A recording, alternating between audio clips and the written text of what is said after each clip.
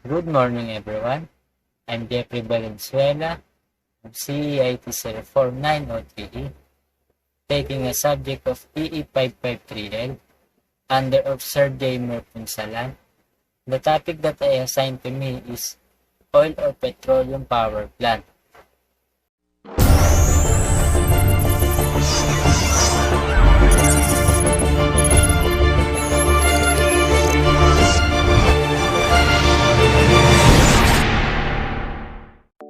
First, we need to know what is power plant.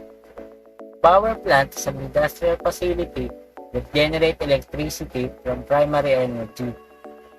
So this facility is composed of machine and its function is to produce electricity and supply to a large area. There are two types of energy resources, renewable and non-renewable resources. First is renewable resources. These resources is unlimited or infinite resources nito. Pero limited lang ang paggamit, and one of these example is solar and wind power. Second is non-renewable resources. These resources can produce more, but it is finite or maubos din ito pagdating ng panahon. And one of these example is fossil fuel, like coal, and yung nasa sa akin na topic, which is oil or petroleum. How can we generate electricity from these resources? Well, di naman pwede na makapag-produce or makapag-generate tayo ng electricity agad sa mga resources na ito. So bago ka makapag-generate ng electricity, meron itong process, which is for every energy source, chemical or mechanical process is required to turn it into usable electricity. What is oil? Oil is a thick black liquid which commonly known as petroleum, crude oil, and black gold. Chemically, oil is composed of carbon and hydrogen, or sometimes also content of trace element like sulfur, nitrogen, and oxygen. Since oil is made out of carbon and hydrogen atoms, it also known as a hydrocarbon. How oil is formed? Oil is formed when dead living organisms are buried before it could be decomposed in the presence of air. Once the dead organisms are buried, these lock the carbon within the organism. After subjection to natural heat and pressure, the dead organisms are converted to oil over a million of years. For example, today's oil deposits were formed when dead marine organisms are sunk to the bottom of the ocean bed and were buried over a million of years and converted to oil. Oil is extracted from the reservoir most commonly by drilling well. Once recovered, oil is transported by pipeline, ship, or truck to oil refinery for further processing. After it is converted into many different products like gasoline, diesel, jet fuels, and many more. Why oil is a good source of energy? Well, it's because of high energy density. Oil is one of highest energy density, which means a small amount of oil can produce a large amount of energy. What oil is used for? Well, remember that the crude oil is the liquid fossil fuel. Currently, 1/3 of the world's primary energy comes from oil. For example, oil products like petroleum and jet fuel are used for transportation purposes. Fuel oil are used for heating and electricity generation. It's also used as a feedstock for making chemicals, plastic, and synthetic materials.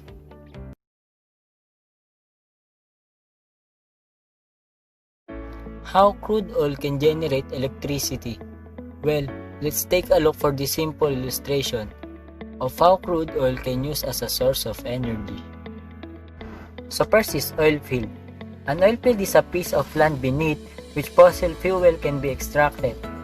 One of this type of fossil fuel is oil or petroleum. Second is oil tanker. Crude oil tanker are typically large dedicated ships that carry solely crude oil. Third is crude oil refinery and distillation. Crude oil is virtually unusable in its unrefined state. Like I said a while ago, crude oil is composed of a mixed hydrocarbon, so it needs to extract. And this process is called distillation. The distillation process takes place at an oil refinery in a distillation tower.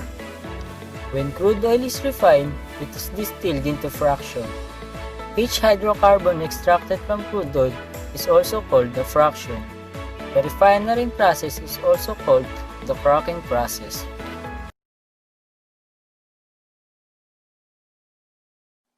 In our other videos, we have learnt how fractional distillation is used to separate hydrocarbons into fractions with a similar boiling point. In this video, you will learn the names of some of the most important fractions and their uses. As you are now aware, large hydrocarbons have higher boiling points and so are removed at the bottom of the fractionating column. Smaller molecules condense higher up the column. We will now take a look at some of the common fractions as we move down from the top of the fractionating column. Some of the smallest molecules are between 1 and 4 carbons in length. This fraction has such a low boiling point that it is still a gas when it is removed from the very top of the fractionating column. This fraction is known as refinery gas or bottled gas. Bottled gas because it can be stored in bottles under high pressure. You could well have seen bottles of propane or butane running barbecues or heaters in your home, and these are examples of the refinery gas fraction. Petrol is between 5 to 7 carbons in length. It is still a fraction of small chain hydrocarbons, and therefore these vaporise at a low temperature and are easily ignited. This makes it useful as a fuel in the internal combustion engine of a car or other vehicles. Naphtha is not such a useful fuel, but it is a valuable source of organic molecules which can be cracked to make more fuels or form alkenes. Alkenes can be turned into polymers, and polymers can make plastics which are used in our everyday lives. Kerosene has an important use as a fuel for jet engines, in aircraft and even in some rockets. Kerosene is also called paraffin in some parts of the world and is a common fuel burnt in paraffin or kerosene lamps used for lighting. Diesel is the next fraction. It is a common fuel in cars, vans and lorries. It is not as volatile as petrol, and instead of spark ignition, it ignites under compression. Below diesel are the residue fractions. Fuel oil is a fuel used in power stations and ships. Lubricating oil, which sticks to surfaces and reduces friction and protects from rust. And finally, waxes, which along with the oils can be used for polishing surfaces. The very bottom fraction is bitumen. This is a thick black adhesive used on roads, either as the surface finish or combined with stone chippings to create a solid, resistant material. It can also be used to cover roofs due to its waterproofing properties. All these fractions are separated from the crude oil mixture. To try and explain the importance of crude oil, consider these facts. There are estimated to be over 1 billion cars in the world, of which many will be using petroleum as their fuel. There are many million flights each year, each burning kerosene fuel. Not forgetting the massive plastic that is made and used each day for products and their packaging. Even the bitumen used to surface and resurface roads around the world.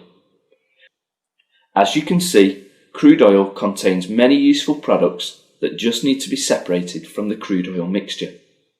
Now, at the end of this lesson, you should have a better understanding of why crude oil is such a valuable resource and the use of each of the main fractions.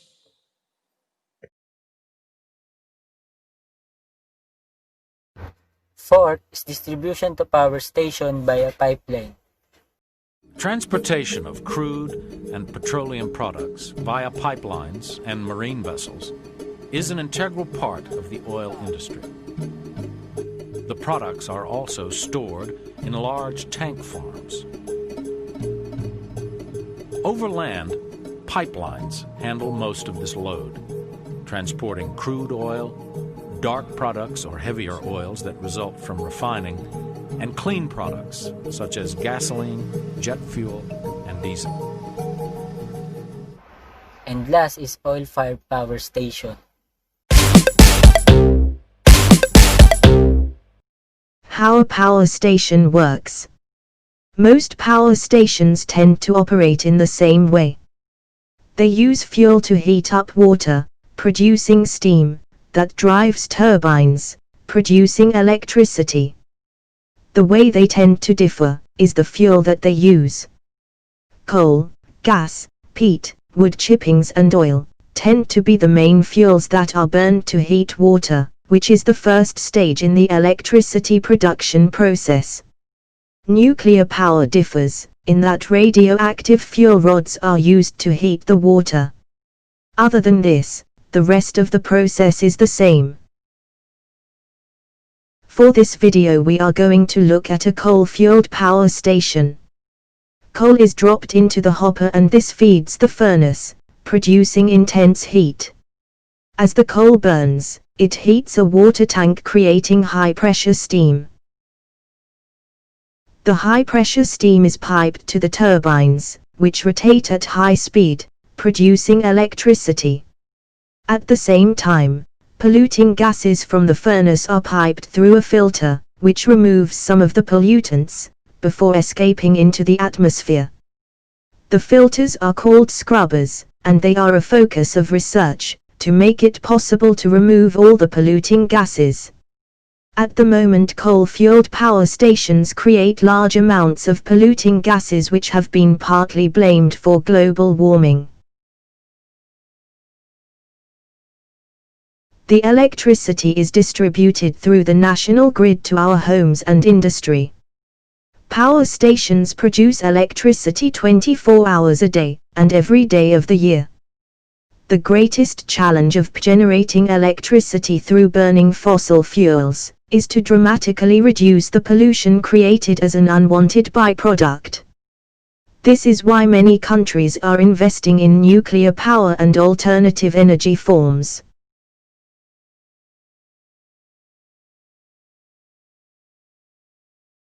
Let's take a look for the simple illustration of world oil production. As you can see in this illustration, ito yung mga countries na kung saan nagpo-produce ng large amount of crude oil. Makikita nyo sa illustration na ito, ang number 1 producer ng crude oil is Saudi Arabia, na mayroong 13.6% na kung saan nagpo-produce ito ng 9,540,000 barrels per day. Number 2 is Russia, na mayroong 12.01% kung saan nagpo-produce ito ng 8,800,000 barrels per day. Number 3 is USA, na mayroon naman na 8.91% at nagpo-produce ito ng 7,800,000 barrels per day. Number 4 is Iran, na mayroon naman na 4.77% at nakakapag-produce ito ng 4,172,000 barrels per day. Number 5 is China, na kung saan meron ito na 4.56% at nagpo-produce ito ng 3,991,000 barrels per day. Next dito is Canada na pumapang-anim at meron itong 3.9% at nagpo-produce ito ng 3,209,000 barrels per day. 7 is Mexico na meron naman na 3.56% at nagpo-produce ito ng 3,001,000 na barrels per day. 8 is UAE na meron naman ito na 3.32% at nagpo-produce ito ng 2,796,000 barrels per day. Number 9 is Brazil, na kung saan meron ito na 3.05% at nagpo-produce ito ng 2,572,000 barrels per day.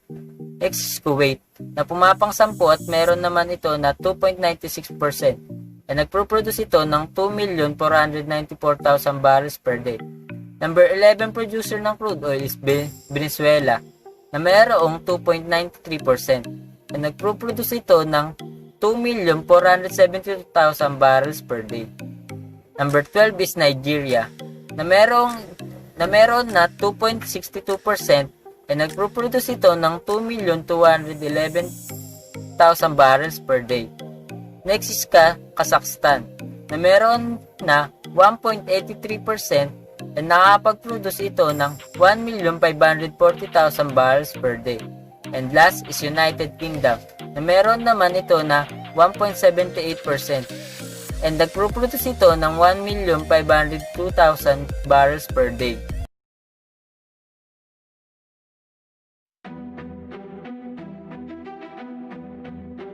October 22, 2015 marks World Energy Day, when we observe the need to take environmental action in the face of energy dependence.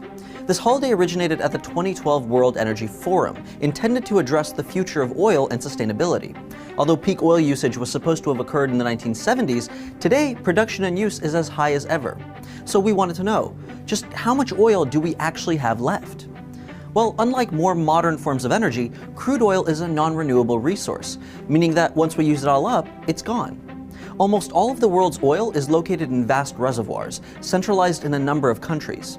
However, whether that oil can actually be extracted is referred to as proven or unproven. Proven reserves simply means that there is a 90% chance of the oil being extracted, and we know it's there. Unproven generally means that we believe it's there, but for a number of reasons can't extract it with certainty. Generally, oil estimates focus on proven reserves. So how much oil is still left? Well, as of 2014, the Organization of Petroleum Exporting Countries reports that roughly 1.5 trillion barrels of proven reserves are still available. For comparison, some have estimated that 1 trillion barrels have been used since commercial oil drilling began in 1870, although other estimates vary wildly. And while a century and a half seems like a pretty long time, oil use has been rapidly increasing. Today, the world consumes about 34 billion barrels a year, with China expected to account for half that usage within the next 5 years. But China only holds about 32 billion barrels itself. Roughly 80% of the world's oil comes from the 12 members of OPEC, with roughly 2/3 of the oil located in the Middle East. However, the single largest reserve on the Earth is nowhere near most of the other OPEC countries. 20% of the world's oil is located in Venezuela, South America. They reportedly hold almost 300 billion barrels. Saudi Arabia comes in close with about 265 billion barrels. The third highest reserves, though, are found in Canada, which is a non-OPEC nation. In fact, of the 285 billion barrels held outside of OPEC countries, more than 60% is in Canada. But how long all that oil will last us is a somewhat shaky subject. Some say that we'll soon end up relying on unconventional oil extraction like fracking to power the world. Others say we'll make a shift to alternative energies like solar or wind before it's too late. But the most recent estimates by British Petroleum say that we have a little over 50 years before the oil runs out. Still, almost every figure, including the amount of oil reserves, consumption rate, and number of years left, has been widely disputed, and past estimates are repeatedly revised. So, how much oil do we really have left? It seems like nobody really knows.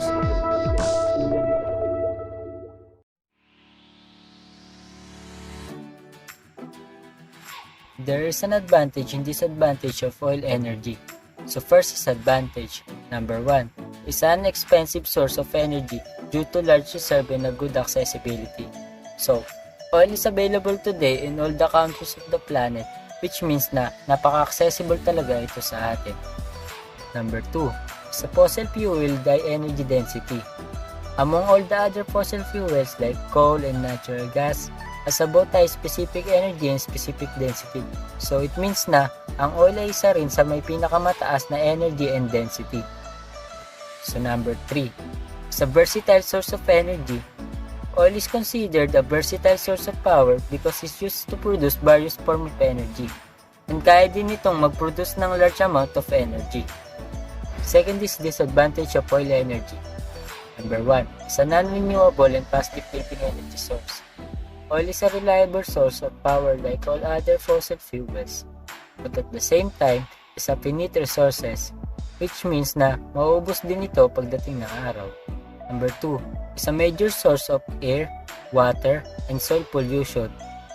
The use of oil on our planet is a major source of pollution because we are polluting the water and the soil with the oil spill, and also the air because of the CO2 na nilalabas ng mga planta. Number 3 The price of oil is keep rising. Being a finite source, so limited lang siya and we use widely on our planet. So the oil reserve are decreasing yearly, kaya habang tumataas ang demand natin sa oil is nagmamahal din ito. Buti pa yung oil nagmamahal. Sana all.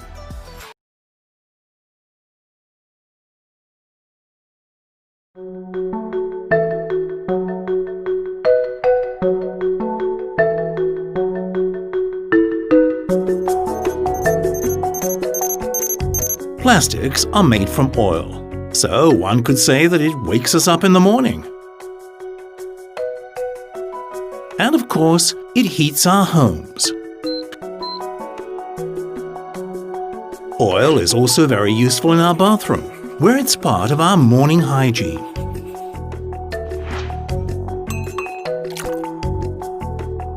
After providing us with breakfast, products made from oil keep us warm outside the house by insulating our clothes and shoes.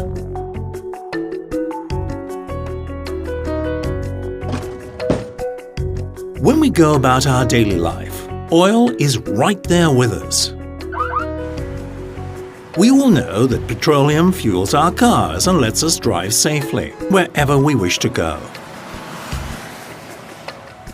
We also come across petroleum byproducts in most stores, including drugstores. Oil is invaluable to medicine and the pharmaceutical industry. Back at the office, products made from oil and its byproducts are all around, making our life and work easier. They're there in thousands of everyday details which we rarely think about. When it comes to transportation, petroleum and its derivatives are unquestionably the lead stars, over land, over sea, and across the skies. And what about our home kitchen? Let's think about it for a minute. The furniture, the equipment, the utensils. If one looks further afield, oil derivatives are used to protect crops from diseases, pests, and other threats. Petroleum products can be found all around our living rooms. And at the beach in the summer, they're all over the place, helping us enjoy our holidays. Oil and its derivatives play a part in all our activities, in materials and items we use daily. The Hellenic Petroleum Group makes sure that we all enjoy high-quality products which improve our everyday lives, even when we don't realize it. Hellenic Petroleum, energy for life.